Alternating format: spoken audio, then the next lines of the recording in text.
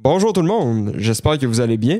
Bienvenue à Bien commun podcast, un podcast où est-ce qu'on se pose différentes questions sur des enjeux environnementaux du 21e siècle. Donc aujourd'hui, on était avec Valérie Tremblay, une chargée de projet chez Équiterre, et on a discuté avec elle des véhicules électriques en fait.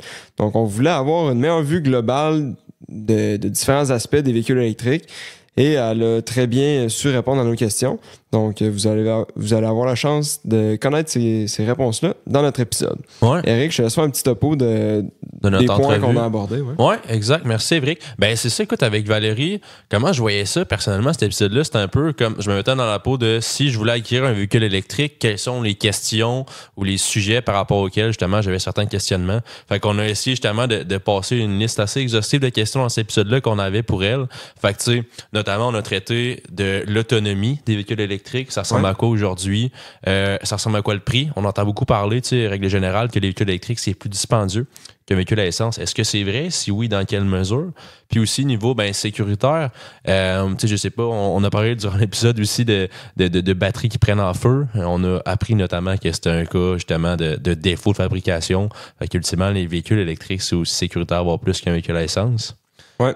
C'était bien intéressant. Là, on a une belle vue globale. Puis justement, pour quelqu'un qui désire s'acheter un véhicule électrique dans les prochaines années, c'est des questions qui sont vraiment intéressantes à poser puis pour lesquelles avoir des réponses. Ouais. Ben bref, si vous magasinez un véhicule électrique, que ce soit présentement ou dans le futur, écoutez ou réécoutez cet épisode-là. Je pense que ça va être super pertinent. Ouais. Puis on a aussi appris qu'il y avait certains outils là, en ligne pour nous guider dans cette décision-là. Ouais. Donc, bonne écoute tout le monde. Bonne écoute.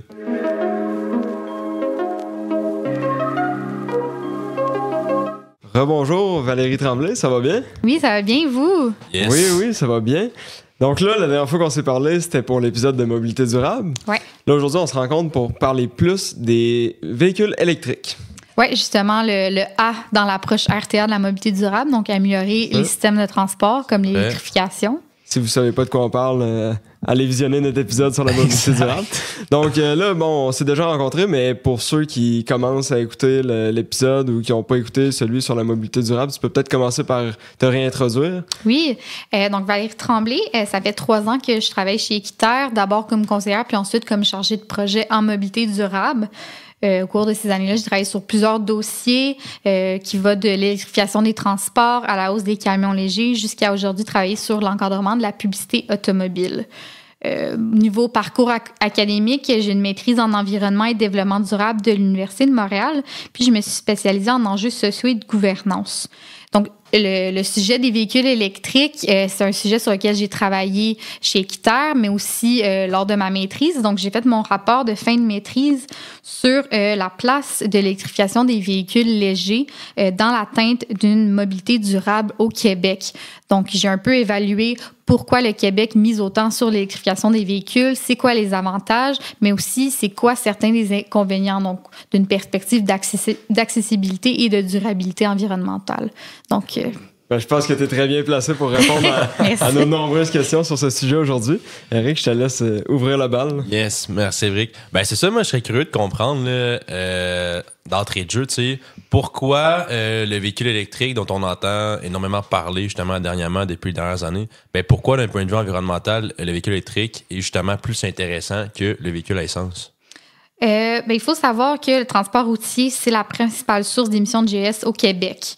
Il représente 34% du total des émissions de GES du Québec. Okay. Donc, le transport routier représente 34% des émissions totales du Québec, mais il va représenter 80% des émissions du secteur du transport. Le secteur du transport étant le secteur qui pollue le plus au Québec et dont les émissions n'ont pas diminué au cours des dernières années. Puis, de ce nombre-là, c'est 63% des émissions de GES du transport routier qui proviennent de nos véhicules personnels. Okay. Donc, il faut vraiment agir pour diminuer nos émissions dans ce secteur. Puis au Québec, on a l'avantage que 99% de notre électricité provient de sources renouvelables. Donc, pourquoi pas le mettre à profit dans notre transition du transport routier. Okay. Fait que c'est le fait de substituer justement l'utilisation de l'essence par l'entremise du avec la combustion et des GES qui sont émis, on le substitue ça par l'électricité qui elle, n'émet pas de GES, dans le fond. Exactement. Okay. Super. Fait qu'au niveau de la combustion du carburant, c'est avantageux. Si on regarde sur toute la durée de vie de l'auto, parce que là, on le sait, il y a les batteries, puis là, les batteries, ça nécessite différents minerais. Ça, c'est associé à des émissions aussi de gaz à effet de serre. Fait que quand on regarde sur toute la durée de vie de l'automobile, est-ce que c'est toujours plus vert d'avoir un automobile électrique ou est-ce que l'automobile à gaz serait comparable? Ça ressemble à quoi? C'est une excellente question. C'est sûr que le Québec, comme je disais, a une situation un peu différente du reste du monde, qu'on pourrait dire, ayant son électricité qui vient presque de 100% de sources renouvelables. C'est assez différent pour les autres juridictions. Donc, au Québec, oui. Dans le reste du monde, oui, mais ça dépend. Donc, de manière générale, les études d'analyse de cycle de vie vont nous dire que les impacts environnementaux liés aux véhicules électriques vont être moins importants que ceux du véhicule à essence. Donc, on voit ça à l'échelle mondiale. Donc, même dans les régions où les réseaux électriques sont alimentés par des combustibles fossiles, les véhicules électriques vont générer moins d'émissions au long de leur cycle de vie que les véhicules à essence parce que vraiment, la plupart de leur pollution provient de la combustion. Mais comme vous l'avez bien dit, ça exclut pas le fait que lorsqu'on compare vraiment véhicule à essence, véhicule électrique, strictement au niveau de l'exploitation minière, de la fabrication des batteries, ben là, il y a un point pour les véhicules à essence. Les véhicules électriques, en effet, consomment beaucoup de ressources, des ressources qui sont pas disponibles de manière infinie. Ouais. Donc, il faut en tenir compte. Puis c'est sûr, ben dans tous les cas, on n'est pas obligé d'avoir un véhicule. Donc, à la base. C'est ça, à la base, on n'est pas obligé. Donc, c'est sûr que si on n'en a pas besoin, ben la meilleure option d'un point de vue environnemental, ben c'est de ne pas avoir de véhicule. Mais si on revient vraiment dans un contexte où on en a besoin, ben le véhicule électrique va rester la meilleure option puisqu'il émet aucun GS à l'utilisation. Puis on est au Québec, donc on peut vraiment se permettre cette option. Okay. Puis là, on parlait de la batterie. On a-tu une idée en ce moment? Est-ce que les batteries se recyclent? Ça ressemble à quoi là en ce moment? J'ai comme pas de vraie visibilité là-dessus. Oui, il y a un certain mythe autour de la réutilisation des batteries. On a comme l'impression que les batteries vont se ramasser enfouies dans un site d'enfouissement. Un site d'enfouissement. Ouais. Mais dans les faits, la valeur du véhicule électrique vient vraiment de sa batterie. La batterie vaut extrêmement cher. Donc, à la fin du cycle de vie d'un véhicule électrique, sa batterie ne va pas être envoyée à un site d'enfouissement. Il y a plusieurs étapes qui vont être mises en place avant. Donc, on peut la remettre à neuf pour sa réutilisation dans un autre véhicule. On peut la réutiliser pour d'autres usages, donc notamment pour emmagasiner de l'électricité, de l'énergie, puis servir lors de panne. Puis sinon, la dernière étape, vraiment, c'est de la démanteler. Donc, il y a différentes composantes dans la batterie qui peuvent être encore utilisées. Puis, il y a plusieurs métaux assez chers et critiques qui peuvent être réutilisés et les recycler. Est-ce que ça se fait, ça, actuellement? Oui, on peut le faire, ça pourrait être avantageux, mais concrètement, est-ce que c'est fait en ce moment ou on n'est pas encore rendu là? Au Québec, on a la chance d'avoir des compagnies qui permettent ça. Donc, au Québec, on voit que quand la batterie est à la fin de sa vie utile, on peut récupérer, recycler jusqu'à 95% de ces matériaux. Ah, ouais. Donc, des matériaux comme le lithium, le nickel, qui peuvent être récupérés. Donc, il y a beaucoup de choses qui peuvent être faites à la fin de vie d'un véhicule électrique. C'est intéressant parce que, tu sais, personnellement, ce que j'avais entendu, puis ça, au fil du temps, c'est justement que les batteries nécessitent des minéraux, je pense critiques, qui appellent en tout cas des ressources minières dans une certaine, dans la démesure, bref, là.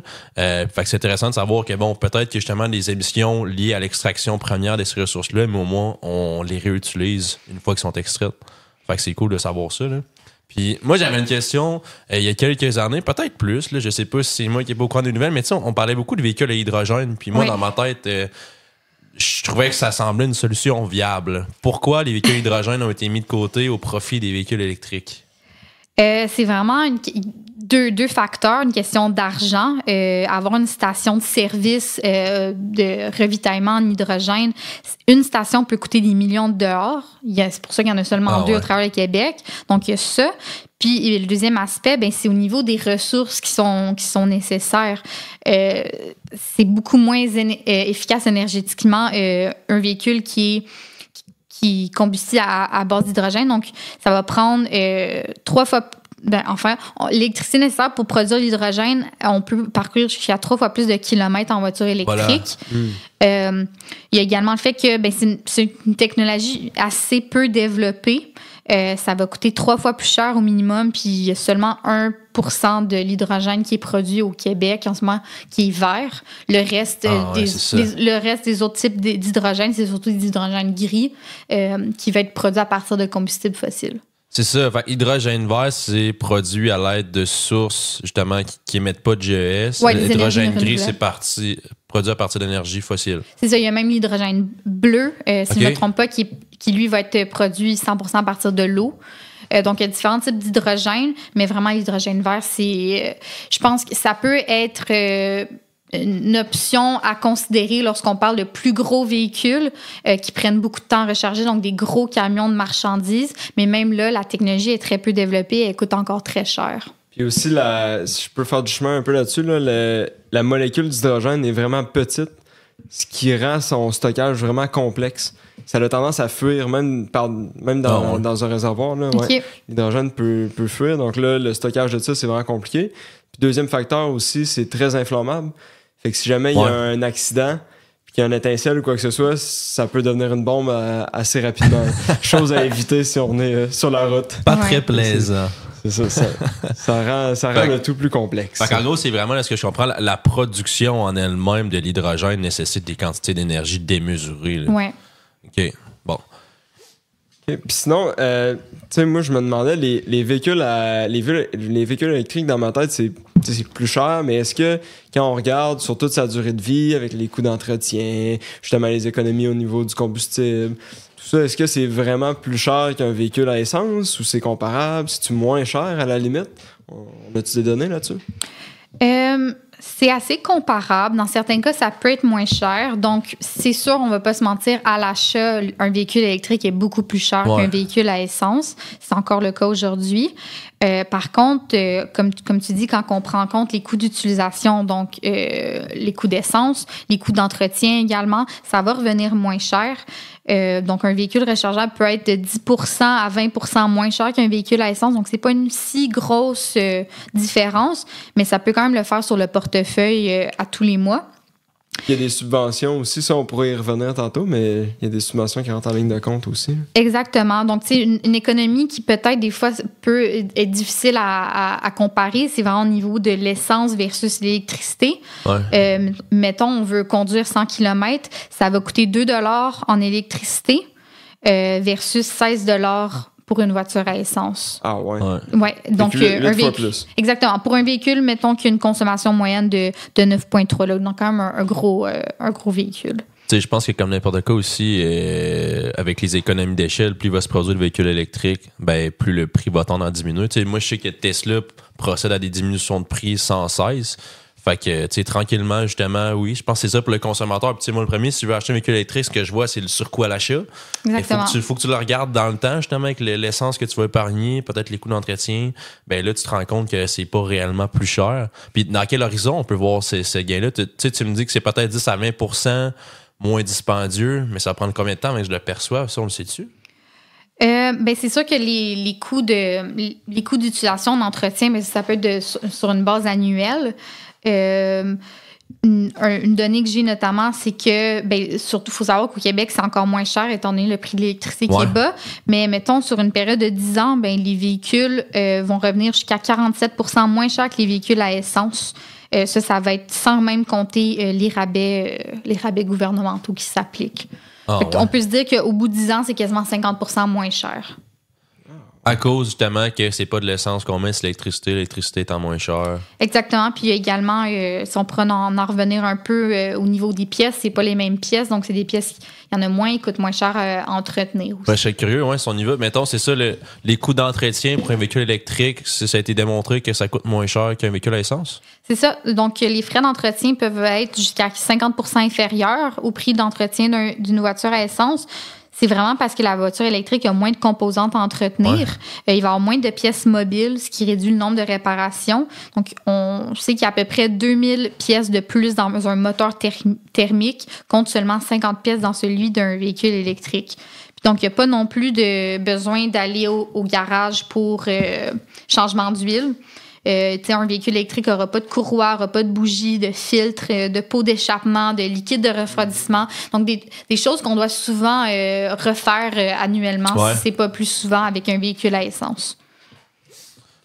Ouais, c'est cool ça, parce que moi, mon changement d'huile, là, quand il me coûte une centaine de piastres, là, en tout cas, je sais pas si c'est mon garagiste, là, mais...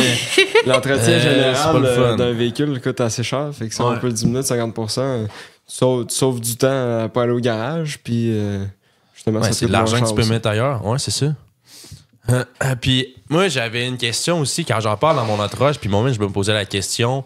Souvent, on entend qu'une batterie de véhicule électrique, on va dire, je sais pas, quelques années, il va falloir que je la change. Fait que, OK, c'est bien beau, tu me dis, ultimement, mon char électrique coûte moins cher. Mais non, c'est pas vrai, parce que là, il va falloir que je change ma batterie dans 5 ou 10 ans, puis ça va me coûter, genre, le prix d'un nouveau véhicule. Bref.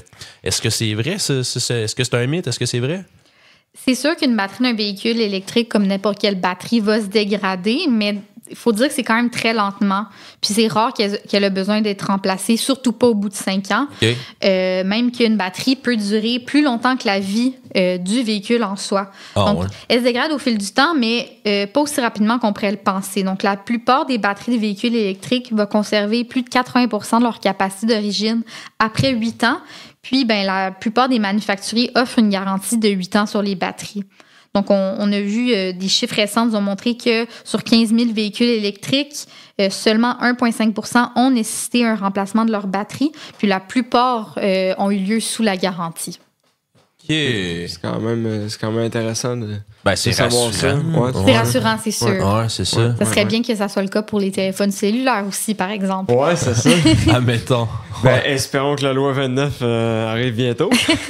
Peut-être que ça pourrait aider. Sinon, au niveau de l'autonomie du véhicule, moi j'ai entendu plein d'histoires là, des dernières années comme quoi les autonomies étaient vraiment faibles, puis là l'hiver c'est encore pire, c'est difficile de se déplacer, faire des longs voyages avec ça. Ça ressemble à quoi maintenant une autonomie d'un véhicule électrique? Ouais, en moyenne, ouais. Mais il faut savoir que le déplacement, si on parle de déplacement quotidien, les gens ne font pas des si longues distances que ça. C'est à peu près 60 km par jour qu'on parcourt. Okay. Tous les véhicules électriques sur le marché sont capables de vous fournir plus que 60 km. En fait, l'autonomie moyenne des véhicules 100% électriques dépasse déjà 450 km. Okay, donc, c'est beaucoup plus long que la distance Montréal-Québec ou Montréal-Gatineau. Donc, en fait, c'est quasiment le double de cette distance-là. Puis donc, les véhicules entièrement électriques, ça peut même aller jusqu'à 100 km, même, ça dépend vraiment de la batterie. Ça peut un peu diminuer pour les véhicules hybrides rechargeables, mais là, dans ce cas-là, on a un deuxième moteur, donc moteur technique qui peut embarquer. Donc, je pense dans tous les cas, même si on parle de voyages plus longs, c'est toujours une question de planifier. Donc, planifier sa recharge, planifier ses déplacements, c'est pas plus sorcier que ça, là, finalement. Là. Puis y en a-tu des bornes? Mettons, c'est bien beau planifier, mais si moi je vais aller, par exemple, je sais pas, en Gaspésie ou aller sur la Côte-Nord, est-ce que ça se fait? Ça ressemble à quoi en ce moment, la distribution des bornes au Québec? Ouais.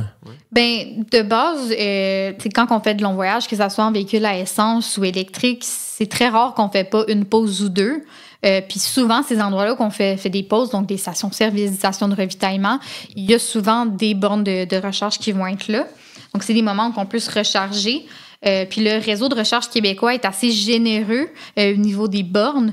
On compte à peu près 10 000 bornes de recharge publique à travers le Québec. Puis à peu près 1200 en que c'est des bornes rapides, donc qui permettent de se recharger plus rapidement lorsqu'on est pressé. Donc, c'est pas un souci. Vraiment.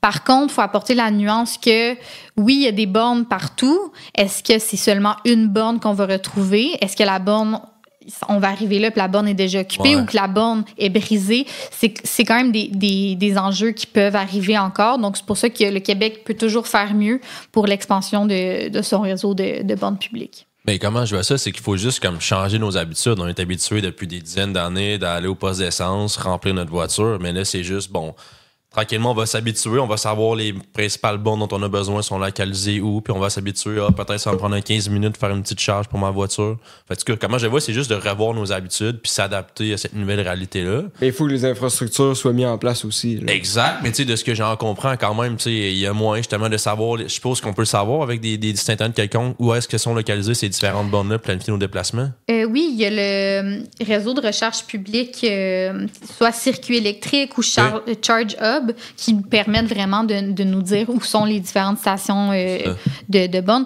Mais il faut savoir qu'à la base, près de 80% des recharges ont lieu à la maison. Ouais. Donc, pour les personnes qui ont le privilège, le luxe d'avoir une borne à la maison, souvent, si tu pars et que ton véhicule est déjà à pleine autonomie à 450 km, ça va prendre longtemps avant que tu dois t'arrêter à nouveau. Ouais. Parce que... Ouais, c'est ça. Il te faut la borne à la maison. Tu n'arrives pas et tu te plugues dans une prise 120 volts. Là. Il te faut vraiment une borne de mise en place chez toi pour que tu puisses recharger ton véhicule. Puis ça, c'est-tu difficile d'accès, ces bornes-là? Mettons, est-ce que tout le monde peut en avoir? Ça ressemble à quoi? Ça dépend quel genre d'habitation qu'on a. Donc, c'est sûr qu'une maison traditionnelle, une familiale, tu es propriétaire de ta maison, tu fais toi-même les démarches auprès du gouvernement pour obtenir une subvention. On peut revenir un peu plus tard à quel type de subventions sont disponibles. Après, lorsqu'on est on est propriétaire d'un logement ou un condo, c'est aussi possible. Les subventions sont applicables. C'est sûr que là, les coûts vont être différents vu qu'on parle d'un multilogement. Ouais. Là où ça va être un peu plus difficile, c'est lorsque tu es locataire, parce que la décision, ultimement, va revenir au propriétaire. C'est ton propriétaire qui doit faire les démarches pour obtenir la subvention, pour faire installer la borne. Donc, c'est possible, mais il peut y avoir différents défis selon la situation de la personne. Ça. Mais il s'agit de le demander. Puis, tu sais, le propriétaire, au fur et à mesure qu'il va avoir des demandes de ses locataires, il va tendre à vouloir le faire. Exactement. Le marché va l'exiger, ses locataires vont l'exiger. Toi, Eric, t'avais pas demandé? Ouais, c'est ça. Ben, c'est ça. Tranquillement, je regarde pour peut-être changer de véhicule. Puis je me suis informé, sachant justement que c'est un enjeu. Là. Si moi, je peux pas me recharger à mon domicile, c'est pas super intéressant. Puis mettons, moi, c'est ça. J'ai su qu'il y avait, mettons, peut-être un 6 bornes dans le multilogement où je veux déménager. Puis eux, comment ils fonctionnent, c'est qu'ils chargent un tarif fixe mensuellement. Tu sais, moi, c'est ça. Je me suis quand même fait dire que c'était une $50. C'est quand même pas rien, là, parce que quand on parlait que les économies se font beaucoup sur le prix de l'électricité, ça me semble relativement cher. Mais en tout cas, ça reste que, tu sais, il y a la possibilité où je vais emménager, de justement avoir une borne de disponible pour recharger mon véhicule. Puis c'est ça. Tranquillement, je suppose, plus avoir des véhicules électriques, plus les propriétaires des meubles vont vouloir électrifier plusieurs de leurs causes de stationnement. Ça va être tout en leur intérêt. Là. Ça va peut-être donner un prérequis même. Là. Si tu veux avoir des locataires, il faut que tu aies des bornes pour recharger leur véhicule. En effet, oui. Puis moi, j'avais une question. On est au Québec. Au Québec, l'hiver arrive des fois.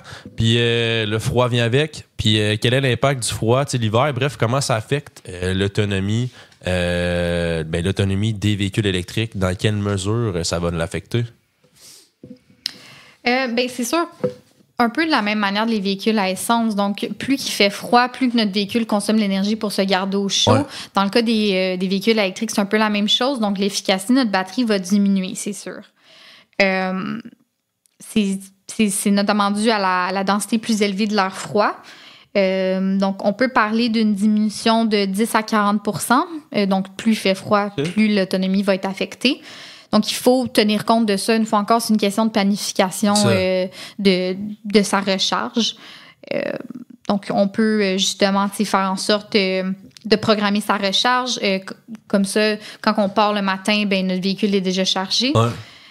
Puis, elle peut aussi varier selon les saisons. Donc, c'est pas juste l'hiver, ça peut être l'été quand on utilise l'air climatisé.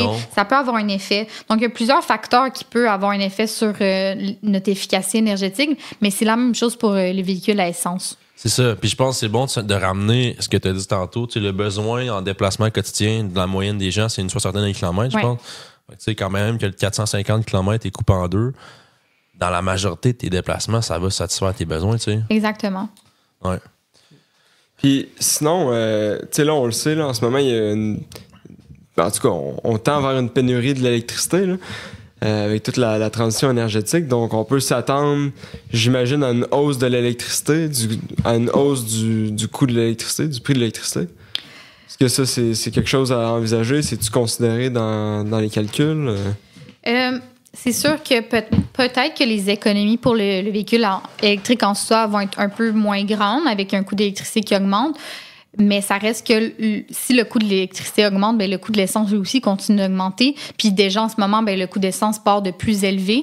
Donc, je pense que même si le coût de l'essence, le coût de l'électricité est appelé à augmenter, comparativement à l'essence, on continue de faire des économies malgré ça. Là. Tu sais, ce qui est pas pire, on avait parlé dans notre épisode sur l'efficacité énergétique, je pense. Là. Mais tu sais, c'est fou. Tu sais, nous, on le prend pour acquis, mais au Québec, particulièrement, notre électricité est extrêmement abordable comparé à ailleurs dans le monde. Là. Fait que tu sais, c'est justement c'est le moment où on est bien placé géographiquement pour justement en profiter parce que c'est pas partout. Ouais, ça vaut la peine. Parce que c'est autant accessible. Là. En ce moment, on pourrait même dire que rouler électrique, c'est 8 fois moins cher que rouler à essence. Donc, même si le coût de l'électricité pourrait augmenter, on est quand même loin de... Ouais. OK. Puis sinon, si on revient à la recharge, là, on peut recharger chez nous, on peut recharger dans des stations, dans des bornes de recharge. C'est combien de temps recharger un véhicule électrique? Bonne question. Ouais. C'est-tu des heures? C'est-tu des minutes? Je pense que ça dépend de la borne qu'on utilise, là, mais ça ressemble à quoi en termes de durée? Oui, j'ai aussi pas mentionné exactement c'est quoi le coût moyen que va coûter électrique. Okay, je peux le mentionner tant qu'en parler de recharge. Ouais. Disons, pour un 100 km parcouru, rouler électrique en ce moment va nous coûter autour de 2 $. Puis même si on augmentait 3 % le prix de l'électricité, c'est à peu près 6 cents sur 100 km. Donc, 3 %, ce qui est relativement réaliste, est encore très peu. Versus si on roule dans une voiture ordinaire, une voiture à essence, on fait du 8 litres au 100 km.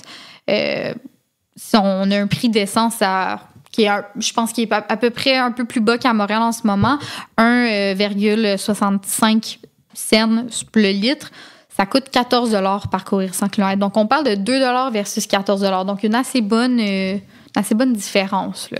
Ouais, le prix de l'essence a augmenté depuis aussi. En tout cas, ça va juste continuer à augmenter. Là. C'est sûr que le prix de la recherche publique va être un peu plus cher, mais même là, il y a quand même des économies qui sont faites sur l'essence. C'est ça. Puis, pour revenir à la question en termes de durée, ça ressemble à quoi? Ça va dépendre du type de recharge qu'on utilise. Donc, il y a 2 options qui s'offrent en ce moment aux électromobilistes. Donc, on a une prise de 110 volts. Donc, c'est comme la prise courant à la maison. Qu'on peut presque plugger dans notre prise de laveuse-sécheuse dans le garage. Donc, on peut recharger à peu près entre 3 et 7 heures. Donc, donc ça va nous donner une autonomie de à peu près 85 km. Ce qui est relativement suffisant pour une journée complète. Ça peut être... si on se plug entre 4 et 7 heures? On peut recharger en 3 à 7 heures. Le temps que ça prend faire la recharge, c'est 3 à 7 heures. Oui, désolé, pas les heures de la journée. Quoi qu'il y a 3 à 7 heures du matin, c'est quand même un bon moment pour se recharger. Tu te lèverais, Eric, pour charger ton char. Non, mais ce que je veux dire, c'est que ça prend de 3 à 7 heures, ça, je l'avais compris, mais après le 85 km, ça, j'ai moins... Ça procure 85 km d'autonomie. C'est ça, donc on peut recharger en 3 à 7 heures environ un véhicule rechargeable qui a une autonomie de moins de 85 km. Donc, ça, c'est pour un véhicule qui a une autonomie plus faible. Après, la plupart des gens vont se procurer des prises de 240 volts. Voilà. Donc ça va demander des options de recharge qui vont nécessiter de l'installation, un électricien qui vient sur place. C'est là qu'il faut s'installer une borne. Ça, c'est l'installation d'une borne. C'est ça, exactement. OK, c'est bon. Désolé du manque. J'ai manqué la prise comme ceux 110 volts, je pense que tu as dit, c'est une prise courante qu'on a à la maison. Là. Exactement. Tandis que là, 240, je pense que tu dis, ça, c'est qu'on vient vraiment installer une borne. Puis c'est ce que la majorité des gens ont là, à domicile. Qui vont faire, puis on peut obtenir une subvention pour ça. Là, ici, c'est une vraie borne de recharge. Donc, le temps de recharge peut dépendre de la grosseur de la batterie, aussi à quel point qu'elle est déchargée. C'est sûr que plus la batterie est grosse déchargée, plus ça va prendre du temps. Dans tous les cas, c'est sûr qu'on arrive à la maison du travail en soirée, on la recharge pendant la nuit. C'est 100% sûr que le lendemain, c'est 100% rechargé. Donc, ça peut prendre entre 1 heure et 8 heures selon différents facteurs. Ajoutons à ça aussi la température qu'il fait dehors. Donc, plusieurs facteurs entrent en jeu pour la durée, mais une nuit complète, c'est suffisant. Puis si on a à faire de la route, par exemple, puis on veut s'arrêter dans un dépanneur pour se recharger, Ça prend combien de temps? Faut-tu prévoir 3 heures ou c'est 1 heure ou une couple de minutes? Donc, la plupart des endroits, ça va être soit des bornes de 240 volts ou il peut aussi, donc des bornes de recharge courante, les plus communes. Sinon, il peut aussi avoir des bornes rapides. Ouais. Donc, ça peut prendre encore moins de temps. Je suis pas une experte au niveau du voltage. Non, moi non plus, mais... Tu sais, mettons, je sais qu'avec mon père, un véhicule électrique, on allait à Montréal, mettons, on a fait un arrêt de peut-être 1 heure, puis honnêtement, c'était plus un caprice qu'une obligation, là. Puis on a réussi à aller chercher, sans me rappeler du pourcentage de la batterie, là, un très bon pourcentage de la batterie, de sorte qu'on a pu faire, mettons, l'équivalent justement encore de l'aller-retour Montréal-Québec, là. OK. Fait que, pour vrai, justement, ces bornes rapides-là, c'est quand même très bien. En tout cas, du peu d'expérience que j'ai, là, de ce que j'ai pu constater un petit peu, là, le temps de recharge est assez rapide. J'ai même entendu, en faisant des recherches, là, peut-être que je vais changer de chose, ce que j'ai vu, mettons qu'il y a des tests là, je me rappelle pas les chiffres exacts, mais en dedans de 15 minutes, t'as moyen d'aller chercher vraiment plusieurs dizaines, voire même peut-être centaines de kilomètres d'autonomie. Puis tu sais, je pense que la technologie va juste s'améliorer, là. Fait que c'est quand même cool de voir que c'est pas si long que ça. Je pense que comme je parlais, comment je vois, c'est vraiment de changer nos habitudes. On n'est juste pas habitué d'attendre un peu. On est habitué de mettre le gun à gaz dans notre auto, puis ça prend 30 secondes, on repart, tu sais. Ouais. Mais je pense pas que c'est si pire que ça, le temps de recharge en soi, là. Non, puis c'est à quelle fréquence qu'on fait aussi souvent des distances, c'est ça, de plus de 400 km, c'est assez rare. C'est sûr qu'il y a des gens qui, par exemple, quand tu es conducteur de taxi, c'est une autre situation. Ouais. Mais sinon, moindrement que tu as une borne de recharge à la maison, tu t'arrêtes à 2-3 endroits, les chances que tu retrouves une borne sont assez bonnes. Ouais, puis quand tu voyages, à la limite, une pause d'1 heure, tu t'en profites pour faire d'autres choses ou pour Exactement. Tu prends un petit café, pause toilette, un petit bang. Ouais, tu prends un break puis tu profites de tes vacances. Hein? Ça se fait bien. Puis moi, j'avais une question. J'ai en tête un épisode où il y avait, je pense, des Chevrolet Bolt, qui a la batterie pognée en feu. Mais tu sais, moi, m'est venue la question, puis autour de moi, j'en entendais parler. Tu sais, au niveau de la sécurité des véhicules électriques, là, est-ce que ça veut nécessairement dire que les véhicules électriques sont automatiquement moins sécuritaires pour le propriétaire, le conducteur qu'un véhicule à essence? Les véhicules électriques sont aussi sécuritaires. Ils ont, de par leur poids, les batteries qui sont bien positionnées au centre du véhicule, ça fait même que c'est des véhicules qui ont une meilleure tenue de route que les véhicules à essence. C'est sûr que le cas des voitures Bolt a été très médiatisé, mais dans les faits, les incendies de véhicules électriques sont assez rares, même s'ils ont beaucoup d'attention médiatique. En comparaison, les incendies de véhicules à essence ou diesel sont beaucoup plus fréquents. Les risques d'incendie ou d'explosion en cas d'accident ou de collision sont moindres parce qu'un véhicule électrique ne transporte pas de liquide inflammable comme de l'essence. En effet. Par contre, je pense que quand une batterie prend en feu... T'es aussi bien de courir parce que... Je sais pas, je l'ai pas vécu, j'espère que je vais jamais le vivre. C'est sûr, il faut savoir que dans le cas des voitures Bolt, c'était vraiment un défaut de fabrication qui était spécifique. Ouais. Puis les modèles ont tous été rappelés, puis ils ont changé de fabricant de batterie, puis ça a été corrigé. Donc, depuis la fameuse affaire, le Bolt Gate, je pense que maintenant ça va. Bon, c'est rassurant. C'est rassurant. Puis si on parle un petit peu justement de où on s'en va au niveau du Québec, du Canada, c'est quoi les cibles qui ont été établies justement ou les objectifs justement au Québec, au Canada en matière justement d'électrification des transports? Les deux gouvernements, donc Québec et Canada, les deux visent que d'ici 2035, tous les véhicules neufs vendus sur le territoire soient des véhicules électriques. Donc, j'en ai parlé un peu dans le dernier épisode qu'on a fait. Donc, pour y arriver, les deux gouvernements ont mis en place ce qu'on appelle une norme VZE, donc une norme sur la vente des véhicules zéro émission. En fait, c'est que les gouvernements vont exiger que les constructeurs automobiles accumulent un certain nombre de crédits selon le nombre de véhicules électriques qu'ils mettent sur le marché, donc qui sont vendus. Puis à chaque année, les crédits que les constructeurs doivent amasser augmentent de plus en plus jusqu'à temps qu'en 2035, c'est 100% des véhicules qui vendent qui soient électriques. Donc ça, c'est notamment la mesure la plus importante qui est mise en place en ce moment pour atteindre le 100% d'ici 2035. Okay. Puis il doit y avoir des cibles aussi, j'imagine, justement, de développement de l'infrastructure pour recharger les automobiles et tout ça, là, parce qu'il n'y a pas juste l'auto en tant que tel. Mais... De mémoire, c'était-tu, je pense, 2 millions de véhicules électriques aussi sur les routes d'ici 2030. T'sais, c'est quand même des objectifs ambitieux, là. Mais c'est ça, mais je pense que ça part, il faut se fixer des objectifs justement pour tendre vers là, ultimement, là. Fait que, mais en tout cas, je pense que justement, le fait de poser ces questions-là, puis démocratiser un petit peu justement ce qui touche à la sécurité, à l'autonomie, je pense que c'est plusieurs questions que les gens se posent, là, et moi le premier. Fait que ça me rassure là, que d'avoir tes réponses aujourd'hui. Là. Non, c'est sûr, comme j'ai peut-être pas mentionné d'entrée de jeu, mais Équiterre, ça fait quand même plusieurs années qu'on a notre campagne qui s'appelle Roulons électrique en collaboration avec le gouvernement du Québec. Puis le but de la campagne, justement, c'est de venir un peu démystifier certains aspects liés aux véhicules électriques, donc l'achat, l'utilisation, l'entretien. Donc, les questions que vous m'avez posées, c'est vraiment des questions qu'on a souvent de la part des consommateurs.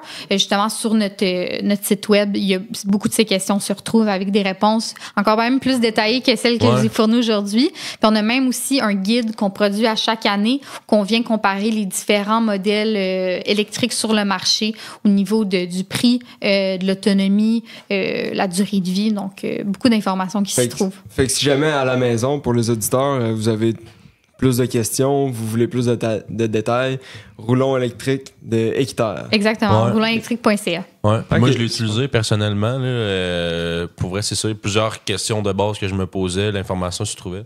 Fait que c'est cool. Là. Pour quelqu'un, mettons, qui veut justement considérer s'acheter un véhicule électrique, là, plusieurs éléments, justement, on se demande qu'est-ce qui est vrai, qu'est-ce qui ne l'est pas. Fait que je trouvais que ça répondait bien à mes questionnements de base, là, du moins.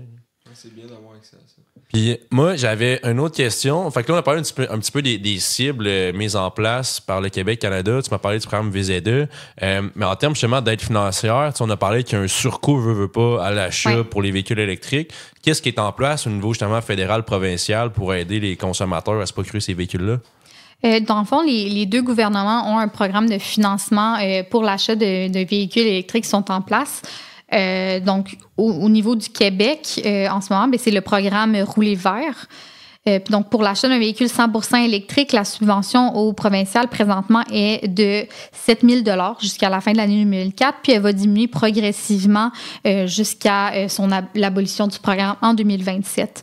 Il y a aussi des subventions qui sont disponibles pour l'achat et l'installation de bornes de recharge à la maison, mais aussi si on veut acheter un véhicule électrique d'occasion ou même une moto électrique, ou aussi, là, on parle beaucoup de véhicules entièrement électriques, mais également les véhicules hybrides rechargeables qui sont admissibles au programme de subvention. Aux deux programmes? Oui, c'est ça. Donc, il y a aussi le programme du fédéral, donc il est un peu moins généreux que celui du Québec. Donc, en ce moment, du côté du fédéral, on offre 5 000 $ pour l'achat d'un véhicule 100% électrique neuf. Donc, je pense que c'est juste électrique au fédéral. Donc, en ce moment, si on cumule les deux, c'est quand même 12 000 $ en subvention qu'on peut aller chercher pour un véhicule, sans parler des subventions pour l'installation des bornes. Ouais. Parce que moi, j'avais vu un reportage comme quoi il y a certaines personnes qui achetaient un véhicule électrique, profitaient des subventions, puis le revendaient par la suite. Presque au même prix qu'ils l'avaient acheté, mais là, il y avait les subventions. Normalement, t'es supposé de garder ton véhicule 12 mois, je pense, 1 an, là, avant, pour justement, parce que bref, t'es censé l'utiliser. Là. Fait que, normalement, t'es supposé respecter le critère que tu maintiens ton véhicule 12 mois. Fait que peut-être qu'il y en a justement qui sont passés entre les mailles du filet, là, mais normalement, tout est en place pour que tu maintiennes la propriété de ton véhicule une certaine période de temps. Là. Okay. Fait que si vous achetez un véhicule électrique neuf, assurez-vous que les subventions s'appliquent, peut-être, là, qu'il n'a pas été acheté par quelqu'un d'autre au préalable. C'est ça, de juste bien lire les conditions là, des différents programmes de subvention, parce que c'est super cool. Là, comme incitatif, justement, ça permet d'inciter les gens à acquérir un véhicule électrique en venant justement à amoindrir ce sur quoi l'achat-là. Puis pour quelqu'un qui n'a peut-être pas les moyens de s'acheter un véhicule électrique neuf, c'est comme je disais, il y a des véhicules d'occasion qui sont admissibles.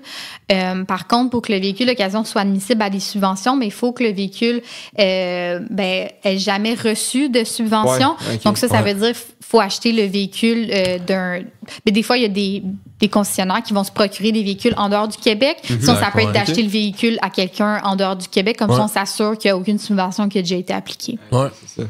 Okay. C'est intéressant, ça. Ouais, c'est moins dispendieux que le véhicule neuf, mais tu as quand même une subvention. C'est juste de faire attention, de s'assurer qu'il n'y en a pas déjà eu une. Exactement. Ouais. Eh bien, super. Je pense que ça faisait le tour de nos questions pour aujourd'hui. Merci beaucoup, Valérie Tremblay. Mais merci. Merci. Bonne journée.